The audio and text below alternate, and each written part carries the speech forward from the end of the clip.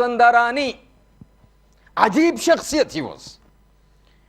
Person who really took care about himself in trying to ensure that he was within the boundaries set and he was not collecting enough firewood. But you say diamond cuts diamond. He would use fire to protect himself from the fire of hell. Meaning what? Ayatullah Mazandarani would have a habit. History reports, biography reports, he had a habit.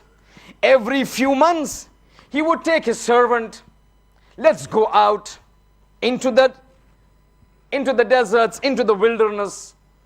Moment he would say, let's go into the wilderness, this slave, his hands would begin to shake, his legs would begin to shake, because he knew now what program is going to follow. He knew what would now come about. Ayatullah Mazandarani every so often would go into the wilderness.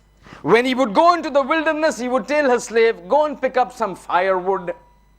When the firewood would be picked up, then he says, make a big fire.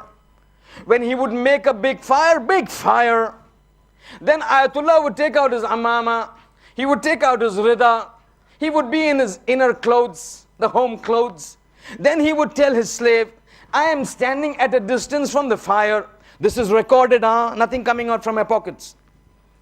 He would stand at a distance and he would tell him, come and hold my head, hold the hair of my head, drag me at a distance of 20-25 feet, push my head towards the fire, and you, O my slave, I am instructing you to tell me, O Sheikh Mazandarani, listen to this fire, bear the heat of this fire and reform yourself, because if you don't reform yourself, you will have to face the fire of Akhirah, which Imam Ali in Dua Kumail says nobody has got taqat to bear.